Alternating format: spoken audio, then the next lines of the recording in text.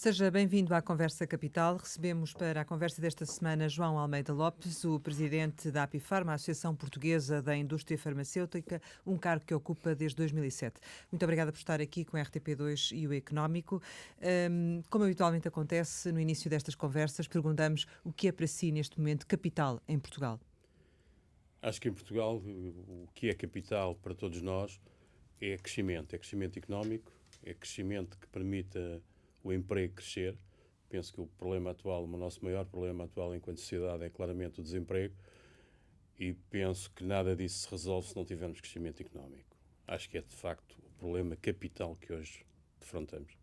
E essa sua resposta sugere-me a pergunta seguinte, que as farmacêuticas vão contribuir com 200 milhões de euros para conter a despesa pública com medicamentos este ano, com a promessa do Governo de dar início a um ciclo de maior investimento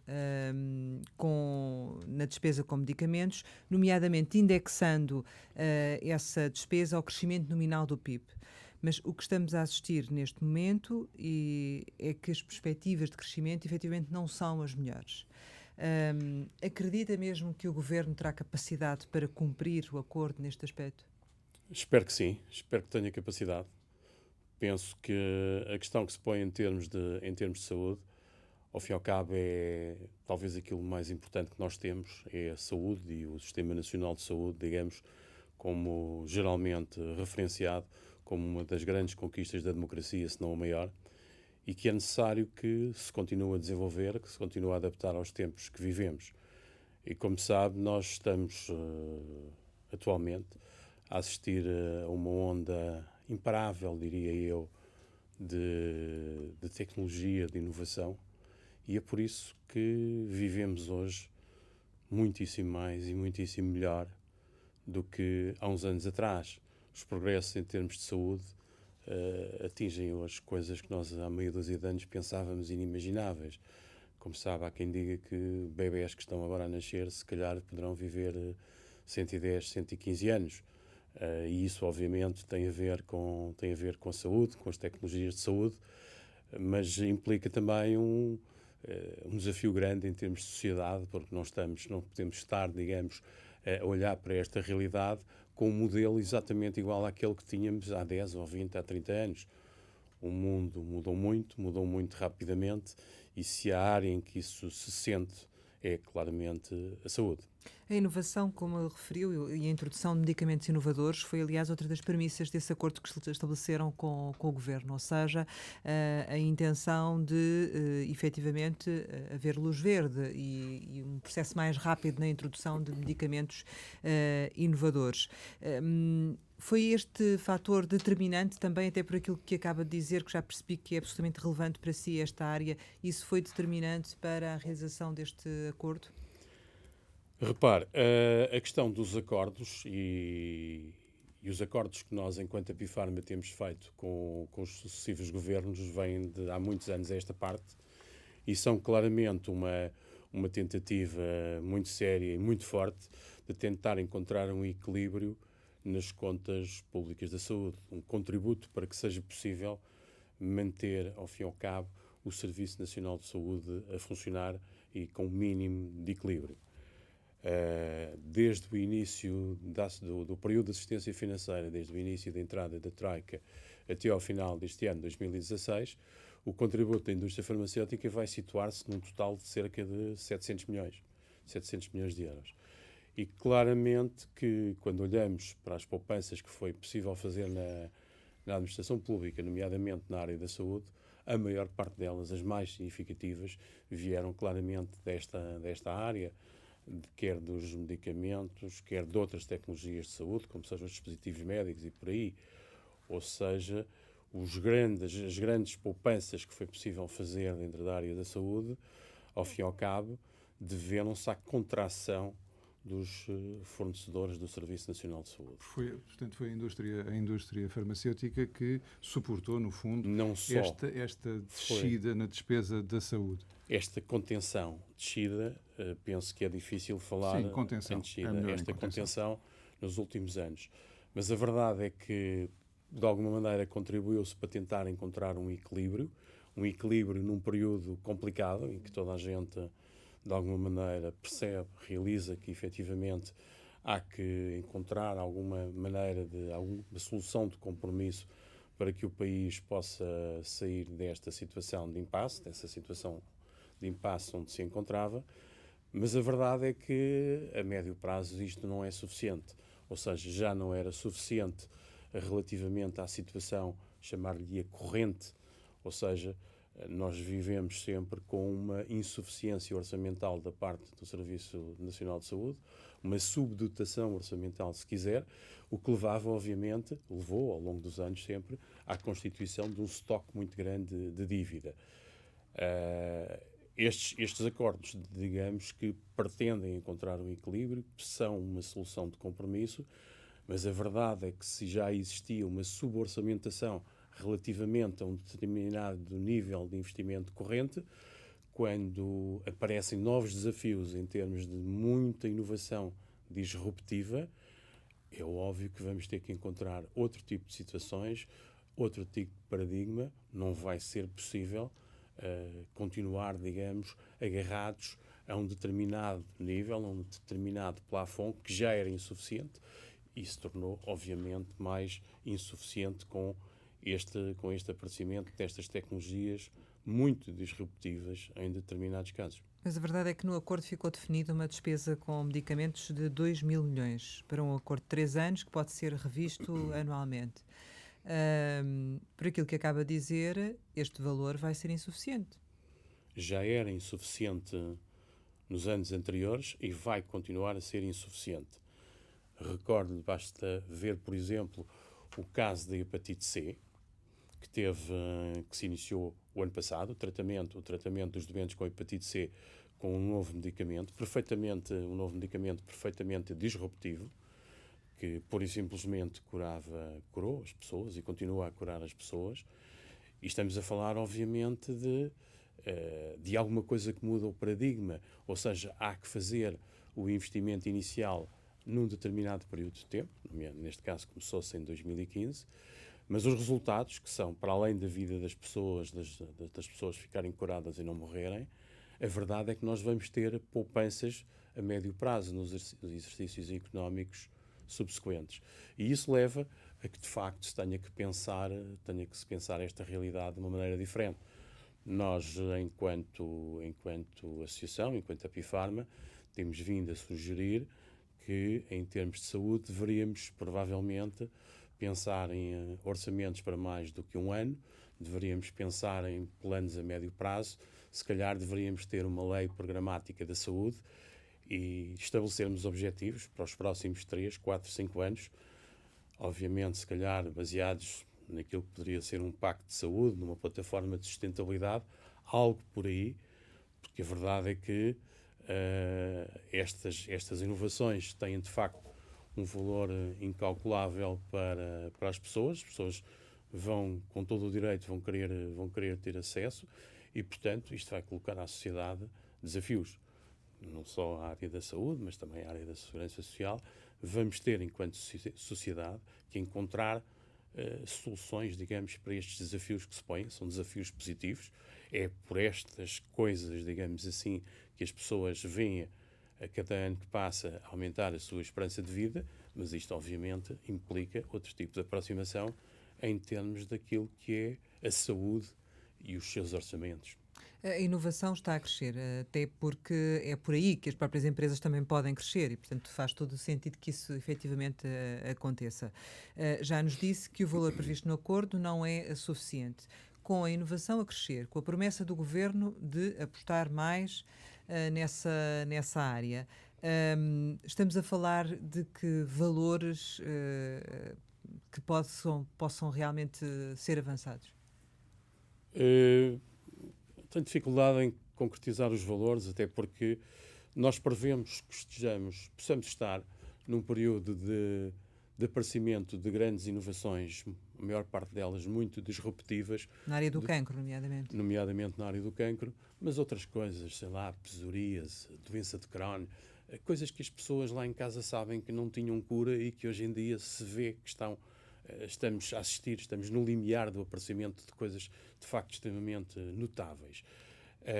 E isso é difícil concretizar em valores. Mas há investimentos que serão incontornáveis, que o Governo terá eu de diria fazer. que são investimentos que são incontornáveis. No mundo de hoje, que é perfeitamente transparente, e as pessoas têm noção precisamente daquilo que existe, dos tratamentos a que podem ter acesso, não é possível um país como Portugal, E esses têm na um União valor Europeia, que... Sim. não querer, os portugueses não quererem ter acesso àquilo que os seus concidadãos de outros países da União já têm. Mas no imediato, há alguma área que nos possa Como adiantar? referiu, a oncologia talvez o caso mais evidente que estará em cima da mesa. E aí em concreto?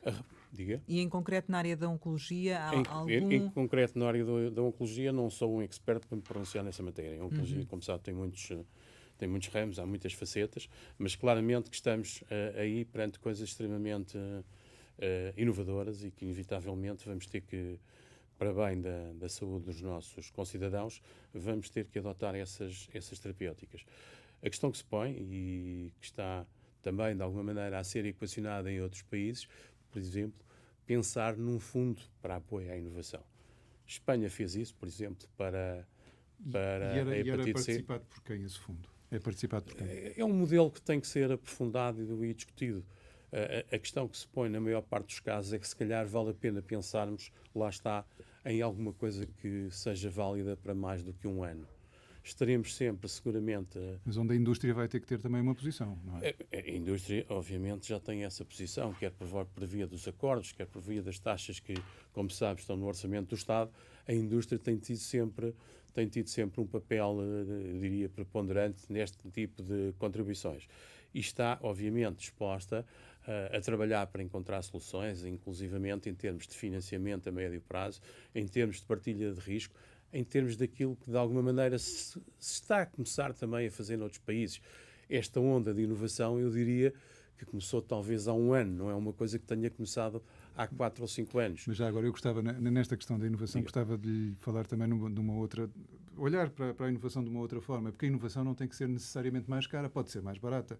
E eu estava-me a lembrar, por exemplo, no campo da hepatite C, tanto quanto sei, estão a aparecer novos produtos também de tratamento da hepatite C que serão mais baratos do que aqueles que estão neste momento no mercado, por exemplo. Claro que sim, claro que sim, claro que sim. Não... Portanto, até pode vir ajudar. Claro que sim. Agora, repare, a questão é que em termos de sociedade, nós vamos, obviamente, todos querer ter o melhor para nós, para aqueles que nos são mais próximos, para aqueles que estão lá em casa. As pessoas vão querer os tratamentos mais adequados, não é? E à partida são, de facto, os tratamentos mais inovadores que têm, enfim, dado passos em frente. Nós não nos podemos esquecer que estes tratamentos, quando são postos à disposição das pessoas, em primeiro lugar, foram aprovados pela Europa. Como sabe, estes medicamentos de nova tecnologia são todos aprovados centralmente na Europa e, portanto, em simultâneo para todos os países. E, a partir daí, há uma avaliação, país a país, há uma avaliação farmacoeconómica, avaliar o rácio de custo-benefício. E, a partir do momento em que esse rácio é positivo, que a relação custo-benefício é positiva, tem que se pôr à disposição das pessoas, não é? Portanto, não faz sentido dispor dessa inovação que, de facto, é meritória e foi avaliada cientificamente e não a pôr à disposição das pessoas. Daí a questão do Estado poder efetivamente fazer esse investimento. Exatamente. Não é? Daí a questão de ter que se encontrar um meio de financiamento, pensarmos como é que encontramos soluções, mas repare que estamos sempre a falar, ao fim e ao cabo, de decisões políticas, em última análise, não é? Sobre a nossa saúde. Repare, quer dizer, quando eu faço a alocação, a repartição das verbas para o orçamento do Estado do próximo exercício, eu estou a tomar decisões políticas. Exato. E a questão para mim é que se fôssemos perguntar às pessoas, eu por mim sei o que responderia, provavelmente se há coisa em que vejo bem investido o dinheiro dos contribuintes é claramente a saúde. Se perguntarmos às pessoas na rua, provavelmente dirão o mesmo. E, portanto, eu penso que é uma decisão política. Cada vez mais a saúde tem que ser, de facto, uma gestão de médio prazo pensada em grandes objetivos do que é que vamos conseguir evoluir enquanto sociedade e, se calhar, esquecermos um pouco apenas, digamos, a gestão do orçamento da saúde, porque senão acabamos por ficar sempre nesta questão de orçamentos exíguos. E pode estar a decidir a vida da vida ou não das pessoas, não é? Inevitavelmente. Não. Outra decisão política foi a contribuição extraordinária sobre a venda de medicamentos. Os laboratórios que têm despesas com investigação e desenvolvimento podem efetivamente abatê-las nessa contribuição, mas estamos a falar de que montantes? Ou seja, qual foi este contributo da indústria farmacêutica a este nível, com todos os abatimentos? Os abatimentos não são tão significativos assim.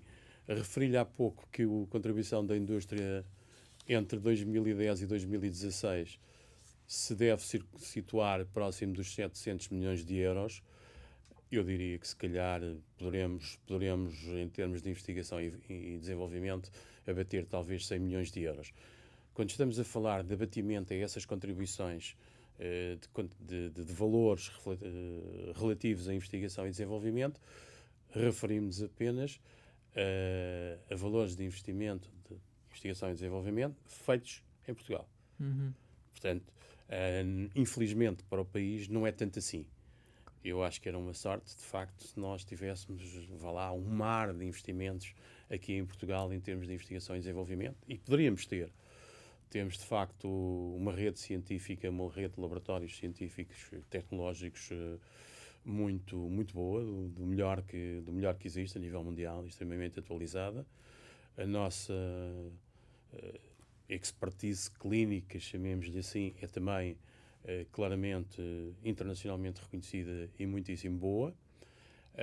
E por isso nós também, enquanto Epifarma, temos tentado, aliás, com os governos que mais recentemente têm realizado, que isso é um desidrato importante para o país, aumentar o número de ensaios clínicos que se possam fazer e desenvolver em Portugal, porque é bom para os doentes, porque é bom para o país, ao fim e ao cabo é uma exportação de serviços, é bom para manter o nível tecnológico e científico dos nossos profissionais de saúde, e para além dos nossos profissionais de saúde, não posso, obviamente, esquecer as instituições científicas que são em Portugal internacionalmente reconhecidas e extremamente meritórias. Eu, tanto quanto sei, acho que são números da própria Epifarma, trabalham em investigação e desenvolvimento no nosso país cerca de 6 mil pessoas, é isso? Dos quais 3 mil são doutorados. Deverá ser à volta disso, sim. Até onde é que se podia ir se realmente houvesse aqui uma política de desenvolvimento deste setor? Bom, tenho dificuldade em responder-lhe a isso, não é? Portanto, a verdade é que se nós acarinharmos as atividades de investigação e desenvolvimento, passo a passo, estas coisas vão aumentando. É evidente que também Portugal tem outras vantagens que são, digamos, que não são despiciendas para este tipo de atividade, não é? Nós às vezes pensamos que aquilo que temos não valorizamos aquilo que temos, não é? Mas se nós pensarmos em termos de equipas de cientistas, por exemplo, tendo trabalhos a correr em Portugal, têm que vir cá com periodicidade, verificar como é que as coisas estão, avaliar os resultados, trabalhar com os investigadores, eu diria que ninguém desdenharia vir a Portugal, não é? Porque é simpático vir a Portugal, por todos os motivos e mais alguns, e ao fim e ao cabo nós estamos... Até porque temos bom clima, não é? Ouça, não querem... Mas a verdade é que temos praticamente tudo muito bom, não é? E, portanto, inclusivamente uma população jovem extremamente interessante em termos intelectuais, como sabe, hoje não há nenhum miúdo em Portugal que não fale inglês fluentemente, que é uma coisa extraordinária e que nós às vezes não valorizamos, não é? Coisa que não acontece ali em Espanha, que é muito mais complicado nessa matéria, quando estamos a falar com organizações internacionais. Portanto, eu não sei até onde é que poderíamos ir, mas o que lhe digo é que poderíamos seguramente ir muito longe, muito longe. Quem começa a trabalhar com Portugal, e enfim, noutros fóruns é possível falar disso, organizações internacionais que começam a trabalhar com Portugal, claramente que acabam extremamente surpreendidas com os resultados que é possível fazer em Portugal. Há pouco estava a referir-se à questão da saúde e da necessidade das populações, quando punhamos aqui em causa este valor máximo do investimento na saúde. Mas o que é para si um investimento em saúde compatível com as necessidades das populações? Acho que tem que ser um investimento realista. Ou seja, num determinado momento nós temos alguma ideia, é possível ter uma ideia daquilo que seria desejável, não é? Por um lado, se quisermos fazer um raciocínio, eu diria, económico, em termos de contas, o que é que eu preciso, ao fim e ao cabo, para ter as contas da saúde equilibradas? Preciso de um orçamento à partida que não me deixe acumular dívida e que eu não esteja a forçar os agentes económicos não lhes pagando. Portanto, ia ser um aspecto importante, porque esses agentes económicos depois têm o seu papel na economia. Portanto, Mas isso tem vindo a diminuir, essa dívida tem vindo a diminuir, portanto, os tem agentes económicos... diminuiu muito fortemente desde o início da Troika até aos dias de hoje.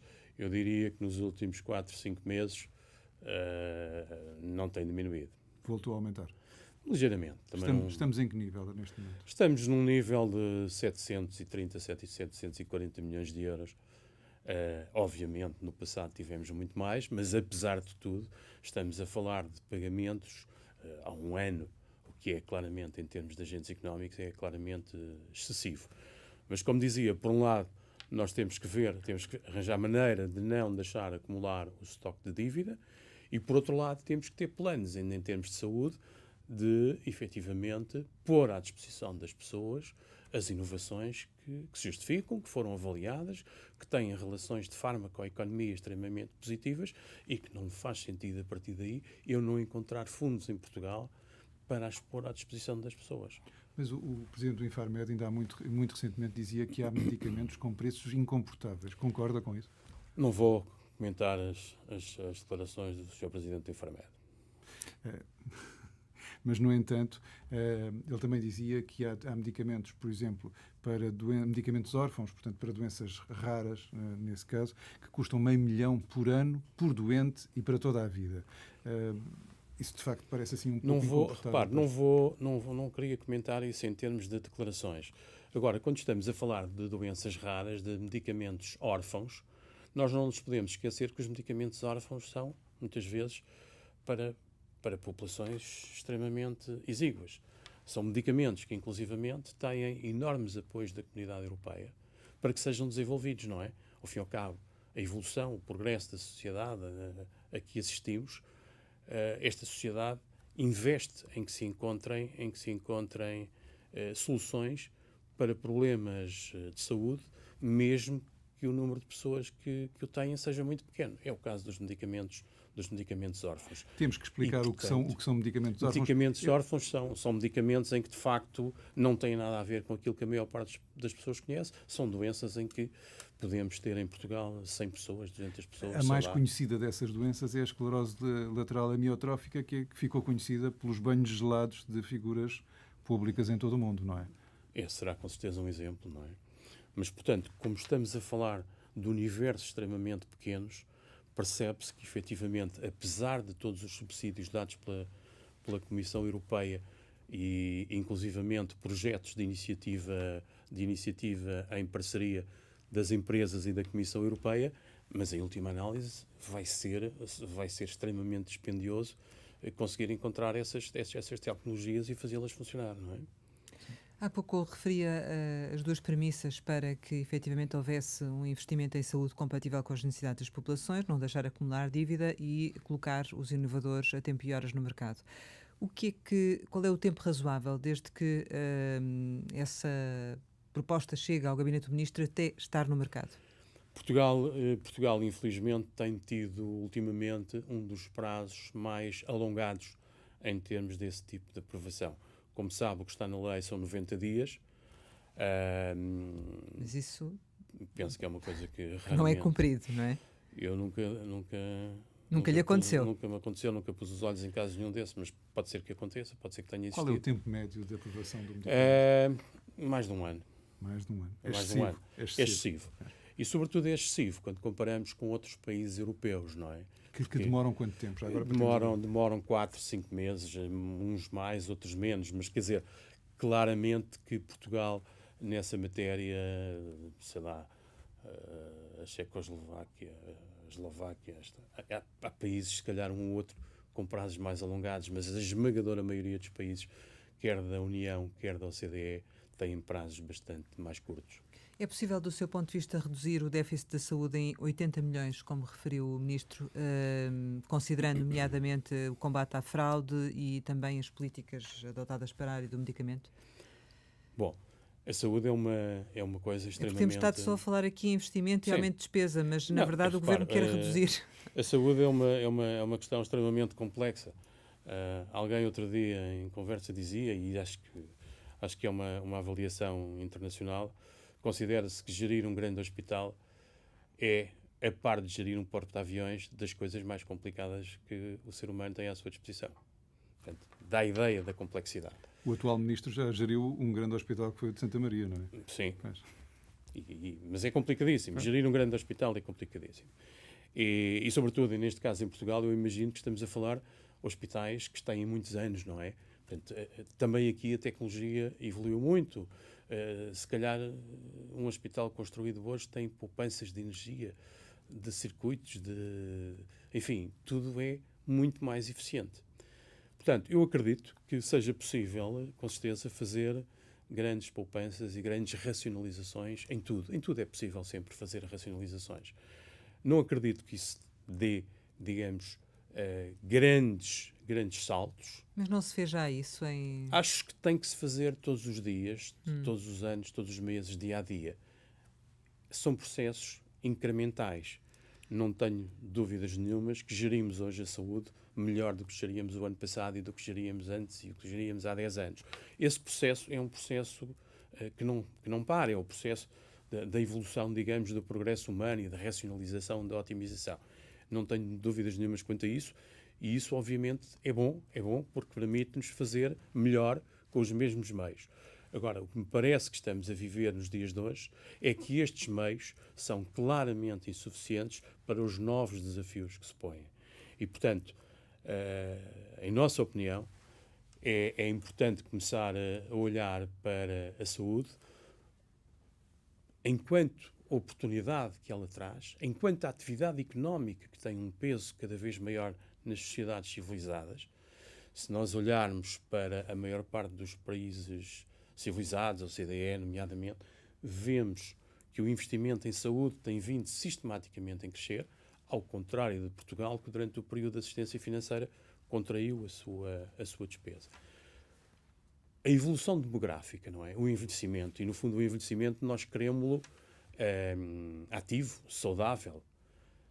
A evolução demográfica, a par das tecnologias postas à disposição das pessoas, levam a que, inevitavelmente, haja necessidade de fazer maiores investimentos na saúde. Mas, ao mesmo tempo, isso significa a saúde como uma atividade económica com um peso cada vez maior, envolvendo cada vez mais gente, com uma grande capacidade de arrasto na economia, na ciência, na inovação, nas tecnologias da informação. Se nós pensarmos bem, em detalhe, poucas áreas há que tenham tanta capacidade de arrasto e tenham tanto a ver com a inovação e o desenvolvimento tecnológico como a saúde. A saúde tem sido, de facto, uma coisa espetacular, não só em termos de medicamentos, mas tudo o que gira à volta da saúde. É um mercado sempre em crescimento, não é? Exatamente. Claro. Eu não lhe chamaria mercado, chamar-lhe uma atividade económica que inevitavelmente vai continuar a crescer. E ainda bem, porque é sinal que vamos viver mais porque e melhor. Tem mercado, e vamos ter, portanto, que dar mais importância à saúde. Mas isso significa também mais PIB, significa mais emprego. E às vezes olhamos a saúde apenas como despesa, quando provavelmente devíamos olhá-la mais como investimento e ver o seu real valor em termos de crescimento. Já emprega mais de 200 mil pessoas em Portugal, não é? Apenas na parte privada, não é? Na parte, excluindo os servidores públicos, digamos assim, não é? Quando falamos dos agentes económicos privados na área da saúde, estamos a falar de mais de 20 mil empresas, de mais de 250 mil empregos, a maior parte dos quais são muito qualificados. Estamos a falar, em termos de volume de atividade, mais de 10 mil milhões de euros. Portanto, são números, de facto, impressionantes. Ou seja, nós não podemos apenas olhar a saúde pelo prisma exíguo da falta de orçamento que ela tem. Claro. É uma atividade que se presta à digitalização que hoje é inevitável em todas as atividades. Mas, curiosamente, com a desmaterialização do receituário, já foram detectadas fraudes também, mesmo com as receitas digitais. Não sabia. Mas já foram. Mas espanta-me, não é? Porque, em princípio, eu acho que, de facto, a desmaterialização, não sou, obviamente, um perito nessa matéria, mas é um avanço, não é? E Portugal, a verdade é que nós, em Portugal, temos coisas fabulosas que, às vezes, não ligamos muito e não valorizamos muito. E no mundo digital isso é claramente um exemplo. Já era claramente um grande exemplo na questão das máquinas multibanco e do home banking, que em Portugal sempre teve um avanço enormíssimo comparado com outros países, e portanto não me surpreende que de facto seja possível em Portugal desmaterializar a receita, permitindo inclusivamente ao cidadão que quando vai à farmácia, se a farmácia não tem esse medicamento, como é desmaterializado, não precisa deixar o papel na primeira farmácia, pode ir a uma segunda tentar encontrar aquilo que não estava lá, e portanto parece-me, não conheço o detalhe técnico dos sistemas informáticos, mas parecer-me-ia que de facto teria a fraude, tem que ser claramente minorada, não é? Só pode. A indústria em Portugal já conseguiu fazer o seu processo de consolidação em virtude dos últimos anos em que também sofreu o impacto da Troika das medidas que foram necessárias implementar? Bom, quando falamos em consolidação em termos das empresas, infelizmente falamos sempre em contração do emprego, ao fim e ao cabo, não é? Portanto, quando falamos em consolidação é tentar equilibrar contas, não é? Sim. E equilibrar contas acaba sempre, infelizmente, por ter que se olhar para os colaboradores, para os recursos humanos. A verdade é que quando nós olhamos para o número de pessoas que atualmente trabalham na indústria farmacêutica, calculamos que a indústria farmacêutica em Portugal tenha perdido 2.500 postos de trabalho nos últimos 3, 4 anos. O que é uma pena, o que significa, de facto, que houve eu diria, um estrangulamento, uma pressão, na nossa opinião, exagerada, porque quando fazíamos algum tipo de benchmarking com outros países da União Europeia e da OCDE, é claramente na Europa uma atividade onde se assiste ao crescimento do emprego. Mas esse processo já terminou, ou não? Eu diria que está mais estabilizado, mas nunca se sabe exatamente, não é? A verdade é que para além dos acordos e das taxas durante estes anos, houve de facto um esmagamento dos preços dos medicamentos em Portugal também muito significativo, de tal ordem que de facto muitas vezes as pessoas vão às farmácias e têm dificuldade em encontrar determinado tipo de medicamento. Porquê? Porque há demasiados genéricos? Porque ele tem um preço tão baixo em Portugal que acaba por ser reexportado para os países de preços mais altos. Ou seja, houve aqui um efeito perverso. De alguma maneira, os portugueses, alguns tipos de medicamentos, e a Apifarma fez mais do que um estudo sobre essa matéria, têm que ir, raramente conseguem chegar à farmácia. Estamos a falar de que dimensão? Não temos dados sobre a dimensão, mas o inquérito dizia que qualquer coisa como isto, que, salvo erro, só 25% das pessoas é que encontravam os medicamentos que iam comprar à primeira. O resto das pessoas tinham que voltar à farmácia uma ou duas vezes, 48 horas depois, para serem capazes de encontrar o medicamento. Quais eram os medicamentos que eram mais atingidos por isso? Os mais variados. Não genéricos, obviamente, porque não se põe o problema na questão dos genéricos, não é? Até porque os genéricos, por definição, há sempre mais do que um genérico, digamos assim, e, portanto, não havendo um genérico, haverá outro genérico, portanto, não é aí que se põe o problema. E o problema dos preços genéricos em Portugal não tem um preço muito mais baixo do que os genéricos lá noutros países da Europa. Mas nos medicamentos originais, nos medicamentos inovadores, claramente que sim. E um preço que foi baixando nos últimos anos, terá baixado quase desde 2011 até agora. Eu calculo que terá baixado, os preços dos medicamentos originais terão baixado 27%. Muito. Desde 2011. Desde 2011. O que nos coloca claramente na cauda da Europa, com estes efeitos perniciosos depois da reexportação paralela, e o único país que nós conseguimos ver, se calhar, com preços a este nível é talvez a Lituânia ou a Estónia ou coisa no género, e, portanto, que são países com modelos de Serviço Nacional de Saúde, se é que assim se pode chamar, que não têm qualquer comparação E que impacto é que têm os genéricos nesse processo?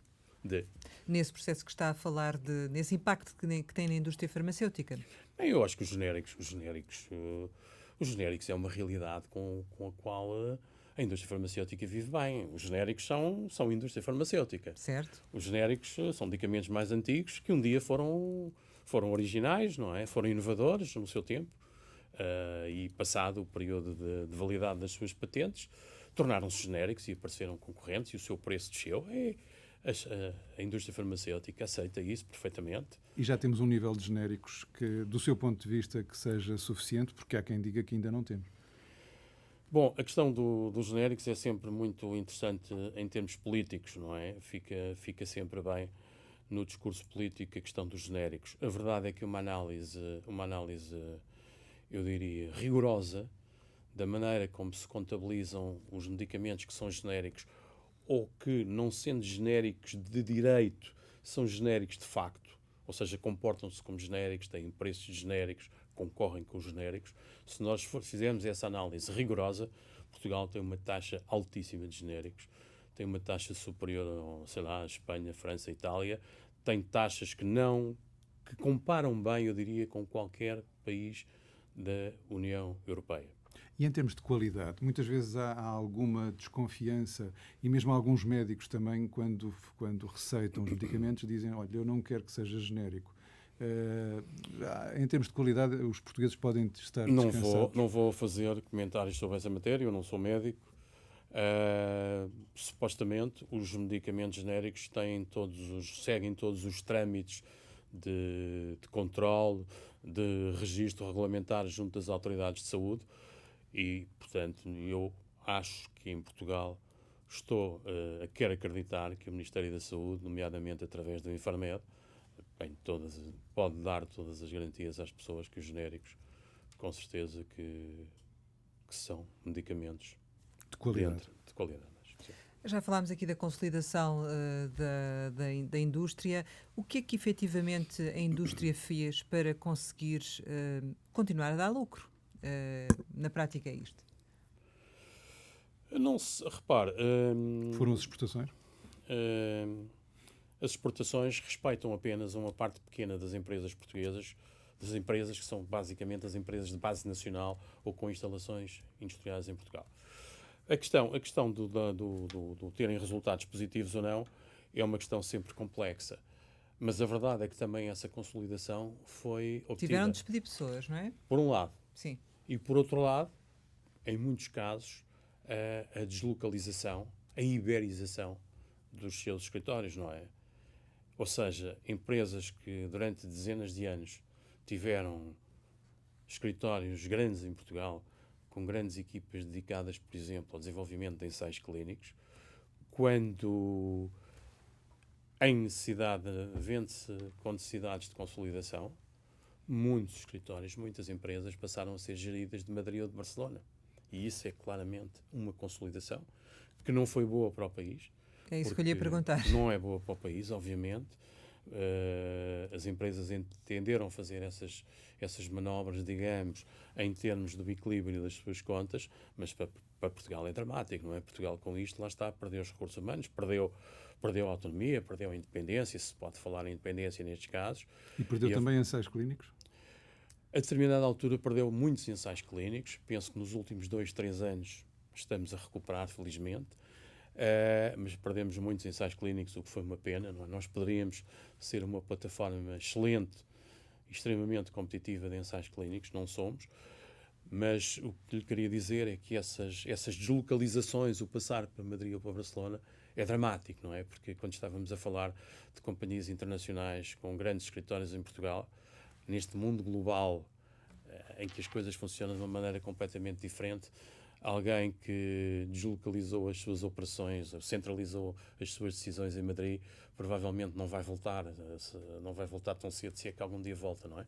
Portanto, eu acho que o país, ao fim e ao cabo, perdeu em não tendo acarinhado este tipo de atividade, digamos assim. E as empresas nacionais? As empresas nacionais, a determinada altura, houve uma série delas que desapareceram. As que existem hoje em dia são empresas com futuro? futuro é sempre uma coisa um bocadinho certeza, complicada.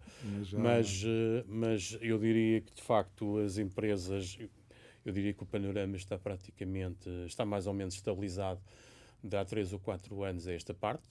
É evidente que se podem sempre podemos sempre vir a assistir a fusões ou a transações de empresas, mas a verdade é que a área da saúde também aí tem, de facto, um aspecto extremamente curioso e positivo para o país, que é as exportações de bens farmacêuticos têm vindo a subir sistematicamente, de há uns anos a esta parte. Já antes da crise era um movimento, uma tendência que se notava, que se tem vindo a manter e que se continua a manter, e portanto eu penso que as empresas portuguesas, acho que podemos dizer que estão cada vez mais, as empresas farmacêuticas portuguesas estão cada vez mais internacionais. Com alguma reserva. Não nos podemos esquecer, e isso é uma questão que obviamente não reporta apenas às empresas farmacêuticas. É óbvio que as empresas farmacêuticas tinham e continuam a ter pesos grandes na África, nos antigos países de língua portuguesa, nomeadamente Angola e Moçambique, e sabemos qual é a situação. Empresas, por exemplo... Brasil também. Brasil, Venezuela, dramático, não é? Países da antiga União Soviética, países do CIS, não é? Onde também, a partir das questões da Ucrânia e da desvalorização do rublo, portanto, é um bloco económico que fica muito problemático e, portanto, quem estava a desenvolver aí a atividade, as coisas estão, obviamente, mais complicadas do que estavam, não é? Mas também não tenho grandes dúvidas que há coisas que têm estado a correr bem, desde o Oriente, Médio Oriente, América do Sul, excetuando... E Estados Unidos também. Estados Unidos também, sim. Nem tudo corre mal, obviamente, ou seja, em termos globais, o movimento de exportação, portanto, a atividade económica da saúde, digamos assim, não só de produtos farmacêuticos, mas de outros produtos de saúde, é uma coisa que em 2015 não deve ter ficado longe dos 1.500 milhões de euros. Portanto, é uma coisa... E tem tendência a aumentar? Eu penso que tem tendência a aumentar, porque, como sabe, esta é uma atividade muito regulamentada. O medicamento e as coisas de saúde são sempre muito regulamentadas praticamente em todo o mundo. E, portanto, há um grande investimento em termos regulamentares durante muito tempo. Mas a partir do momento em que esse investimento regulamentar foi feito e que se conseguiram as autorizações, as tendências são sempre de grande desenvolvimento, a não ser, de facto, que haja cataclismos, que houve em Angola ou na Venezuela, não é? Portanto, isso claro, aí... sim. Estamos praticamente a chegar ao final, mas eu gostava de voltar ao início da nossa conversa e para lhe perguntar qual é para si o maior risco relativamente àquilo que foi acordado com o Governo e que possa eventualmente vir a prejudicar a indústria farmacêutica de uma forma substantiva. Eu diria que não é uma questão de risco, é mais uma questão para os cidadãos. Ou seja, nós, mais do que a atividade das empresas, mais do que a atividade económica das empresas, eu acho que o que está aqui que é importante são as pessoas, ao fim e ao cabo. Porque as empresas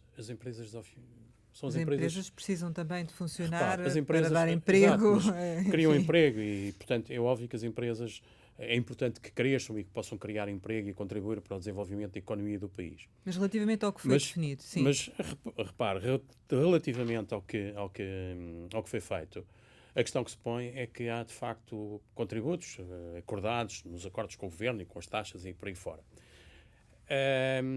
Não vejo que haja um grande risco para as empresas. Penso que a questão, eu poria mais, se isto não se desenvolver, se os acordos não se desenvolverem nos moldes em que estavam acordados, eu diria que estaríamos a falar de uma grande decepção. Decepção para nós que negociámos estes acordos, decepção para as empresas que esperariam ter a alegria de pôr os seus produtos e serviços à disposição dos portugueses e uma grande decepção, se calhar, para os portugueses também não serem capazes de ter acesso a coisas que outros concidadãos da Europa têm.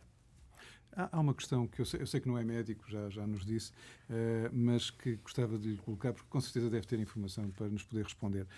Um dos grandes desafios da indústria farmacêutica, da saúde e da humanidade é a resistência aos antibióticos. Isto é o que tem vindo a ser dito. Isto é realmente verdade ou há uma dramatização desta situação? Eu não sou médico e, portanto, Posso lhe dar a minha opinião. Repare, talvez durante muitos anos se tenha utilizado os antibióticos um pouco a mais do que aquilo que deviam e, eventualmente, talvez se tenham criado resistências. Penso que isso será do senso comum médico, digamos, é uma coisa que se ouve, mas também não tenho dúvidas nenhumas que hoje há claramente uma maior sensibilidade para esta matéria, e há um cuidado muito maior. Mas a questão que se põe também, são aquelas infecções para as quais não há antibióticos. E isso às vezes não tem tanto a ver com as resistências aos antibióticos, mas tem a ver com o facto de alguma maneira, a ciência ter passado um pouco para outras áreas, dito para as pessoas lá em casa perceberem, há poucos antibióticos novos. Ou seja, pode-se morrer de uma infecção, nomeadamente hospitalar, porque às vezes é complicado identificá-la. E temos visto muitas notícias nessa área. E daí que todo o cuidado é pouco em termos de prevenção, em termos de higiene, aquelas questões que sistematicamente se põem. Portanto, penso que a questão não é um mito urbano, o problema dos antibióticos existe, mas ainda bem que há antibióticos. Agora, não podem ser provavelmente utilizados de qualquer maneira, acho que isso é... Mas também não é o drama que muitas vezes se faz crer. Não posso dizer isso, não sou médico e não quero ser acusado de estar a falar sobre coisas que não sei. Chegamos ao final e, como habitualmente, costumamos lançar umas palavras para uma resposta rápida da parte dos nossos convidados. A primeira é aspirina. É um medicamento excelente, com dezenas de anos. Medinfar. É a minha empresa desde há muitos anos. Vela. É uma coisa que gosto muito. Serviço Nacional de Saúde. Talvez a grande conquista da democracia portuguesa, que espero que se mantenha por muitos anos. Adalberto Campos Fernandes. O nosso atual Ministro da Saúde. Benfica. É um clube interessante. Portugal. É o meu país. João Almeida Lopes, muito obrigada por ter estado aqui connosco nesta Conversa Capital, o presidente da Apifarma, a Associação Portuguesa da Indústria Farmacêutica. Conversa Capital regressa na próxima semana, sempre neste mesmo dia e esta mesma hora, mas já sabe, estamos disponíveis em www.rtp.pt. Até para a semana.